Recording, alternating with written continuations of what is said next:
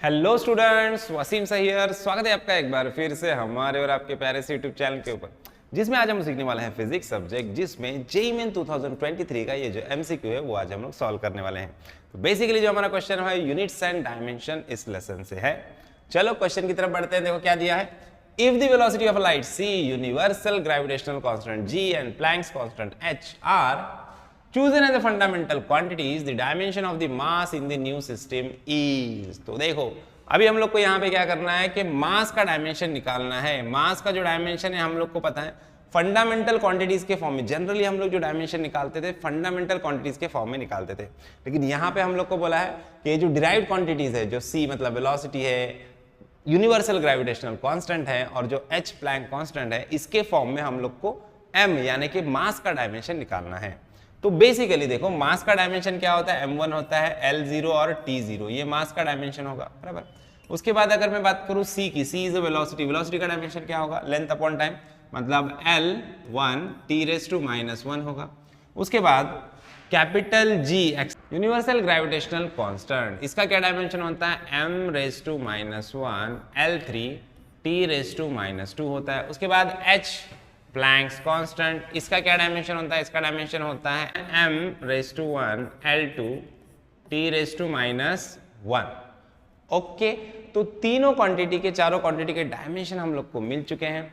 अभी हम लोग को क्या करना है, हम लोग को मास का डायमेंशन निकालना है, मतलब m का डायमेंशन निकालना है in the form of our h, c and g। तो h के रेज में मान लेते हैं हम लोग डायमेंशन आएगा a, और c के रेज में मान लेते डायमेंशन आएगा b, और कैपिटल G के रेज में मान लेते डायमेंशन आएगा c। ओके, तो अब देखो अब ये a, b और c की वैल्यू हम लोग को यहाँ पे निकालनी है। तो हम लोग क्या करेंगे, बेसिक फंडामेंटल डायमेंशन सारे क्वांटिटीज के लिख दो यहाँ पे और फिर इनको कंपेयर करना है।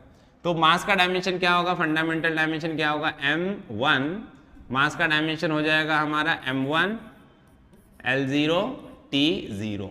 उसके बाद h प्लैंक कांस्टेंट का डायमेंशन क्या है, इसका डायमेंशन है m1 L2 T⁻1 whole raise to a। उसके बाद c वेलोसिटी, इसका डायमेंशन क्या है, L1 T⁻⁻1 whole raise to b। उसके बाद g हमारा जो कैपिटल G है, इसका डायमेंशन क्या है, m⁻1 L3 और T⁻2 whole raise to c। Okay, अब ब्रैकेट्स ओपन करो, बाद में इसको कंपेयर करना है अपने को। देखो m1 इंटू ए क्या हो जाएगा a, L2 इंटू ए क्या हो जाएगा L2a, उसके बाद T⁻1 इंटू ए क्या होगा माइनस a। उसके बाद यहाँ पे देखो L1 इंटू बी क्या हो जाएगा L raise to B, T⁻1 into B क्या हो जाएगा T⁻⁻b। इधर भी देखो -1 इंटू सी क्या होगा m raise to minus c, L3 into C क्या होगा L3c, T⁻2 इंटू सी -2c।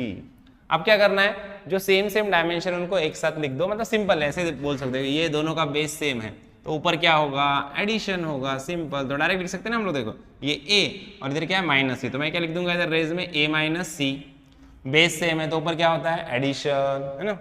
सिमिलरली अब l के लिए भी l और l यहाँ पे 3 टाइम्स आया, तीनों का बेस सेम है तो ऊपर क्या होगा l रेज टू ये 2a, इधर क्या आया प्लस b और इधर क्या आया प्लस 3c। उसके बाद t के भी देखो डायमेंशन, अभी ये 1 2 3 जगह है t, तो यहाँ पे t के रेज में क्या है -a, यहाँ पे क्या है -b और यहाँ पे क्या है -2c। ओके, और इधर हम लोग देखते हैं LHS में, तो यहाँ पे m⁻1 है, L0 है और T0 है। अब दोनों इक्वेशन ये करेक्ट है तो हम लोग क्या करेंगे, यहाँ पे एक्सपोनेंट का रूल अप्लाई करेंगे और सेम क्वांटिटीज का जो पार्स होता है वो कैसा होता है, सेम होता है, इसको इक्वेट करेंगे। जैसे कि सबसे पहले हम लोग मास के पावर्स को इक्वेट करेंगे, तो यहाँ पे 1 है, यहाँ पे a - c है, तो मैं क्या लिख सकता हूँ यहाँ पे मैं लिख सकता हूँ कि भाई a - c किसके बराबर रहेगा, 1 के बराबर रहेगा, है ना।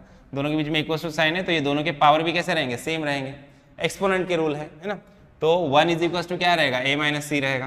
तो यहाँ से मैं a का वैल्यू निकाल लेता हूँ, c इधर चला जाएगा तो क्या होगा 1 + c, तो ये मुझे a का वैल्यू मिल गया, इसको इक्वेशन नंबर 1 दे देते नाम, है ना।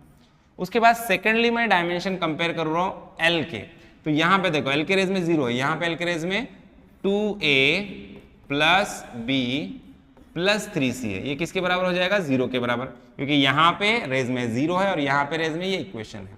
तो दोनों कैसे रहेंगे, सेम रहेंगे, है ना। तो अब यहाँ पे इसको कंपेयर कर रहे हैं और यहाँ पे देखो a का वैल्यू पुट करो, a क्या है 1 + c है, तो यहाँ पे मैं a के प्लेस पे 1 + c लिख देता हूँ प्लस b + 3c = 0। अब यहाँ पे देखो 2 1 = 2, 2 × c क्या होगा plus 2c plus b plus 3c = 0। अब देखो यहाँ पे 2c और इधर 3c है, 2c + 3c क्या होगा 5c प्लस b = ये 2 इधर आ जाएगा तो -2। ओके, अब यहाँ पे हम लोग क्या करेंगे, a का वैल्यू c के फॉर्म में है तो b का वैल्यू भी c के फॉर्म में निकाल लेते हैं। ये -5c को उधर लेके जाओ तो b = क्या होगा -2, ये 5c इधर आएगा तो -5c, तो b की वैल्यू मिल गई अपने को -2 -5c। ओके, अब कंपेयर करते हैं नेक्स्ट वाला, t के डायमेंशन कंपेयर, t के रेज में इधर 0 है, t के रेज में इधर क्या है -a -b -2c, ये किसके बराबर होगा 0 के बराबर होगा, तो = क्या लिख देंगे 0। अब देखो a के जगह पे क्या पुट करूंगा मैं 1 + c, तो इधर माइनस बाहर लिख दूंगा मैं, इधर लिख दूंगा 1 + c, राइट।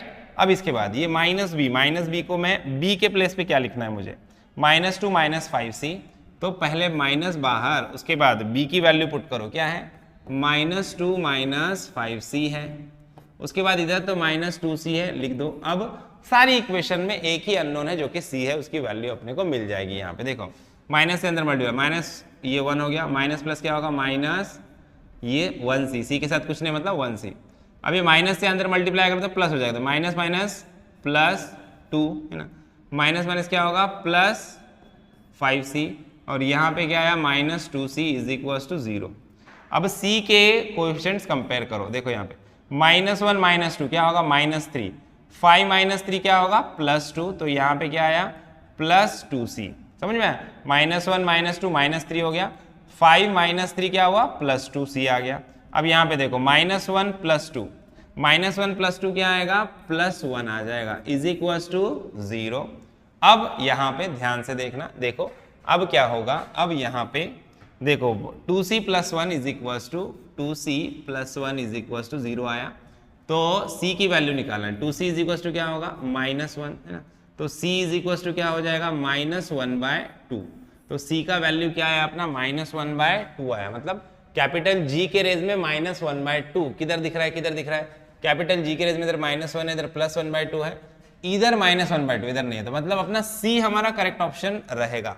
लेकिन अभी रुको, अभी बाकी के भी वैल्यू हम निकालेंगे, A और B भी निकालेंगे और उसको प्रूफ करेंगे। देखो तो यहाँ पे तो अपने को एक चीज समझ में आया, C का वैल्यू आया -1/2, अब B का वैल्यू निकालते, A का वैल्यू निकालते। A का वैल्यू देखो A क्या है 1 + c है, तो यहाँ पे मैं पुट कर देता हूँ वैल्यू, A = क्या है मेरा 1 + c है, तो मैं यहाँ पे लिख दूंगा 1 + c का वैल्यू क्या है -1/2 है, तो ये प्लस का माइनस हो जाएगा, 1 - 1/2 है ना, एक में से आधा गया तो क्या बचा आधा बचा, तो मतलब +1/2 आ जाएगा, तो a का वैल्यू आ गया मेरा +1/2 है ना। यहाँ पे देख रहे हो ऑप्शन में h⁻² +1/2, a का वैल्यू 1/2 भी आ गया। अब c का वैल्यू भी 1/2 ही आएगा, c के रेज में जो b का वैल्यू, तो b क्या है हमारा -2 -5c है, चलो इसको भी निकाल लेते हैं। देखो तो b की वैल्यू क्या है -2 -5c है, तो यहाँ पे मैं करूँगा -2 -5 इंटू c का वैल्यू क्या है -1/2, ये माइनस माइनस प्लस हो जाएगा, तो -2 + 5/2, 5 1 5 डिवाइडेड में 2 है, तो देखो 2 2 क्या होगा 4, कैसा 4 -4, ये माइनस है, +5/2 क्रॉस मल्टीप्लिकेशन किया अपन ने, तो अभी देखो -4 + 5 क्या आएगा +1, मतलब 1/2, तो b की वैल्यू भी क्या मिल गई अपने को 1/2 मिल गई। देखा, तो ये a भी 1/2, b भी 1/2 और c -1/2, तो करेक्ट ऑप्शन हमारा क्या है ऑप्शन c है। समझ में आया? आई होप आपको प्रॉब्लम अच्छे से समझ में आया है। वीडियो लगाए तो वीडियो को लाइक कीजिए, ज्यादा अपने दोस्तों के साथ शेयर कीजिए और चैनल को सब्सक्राइब करना ना भूलिए। तो मिलते हैं नेक्स्ट वीडियो में नेक्स्ट प्रॉब्लम के साथ, तब तक के लिए थैंक यू, बाय बाय।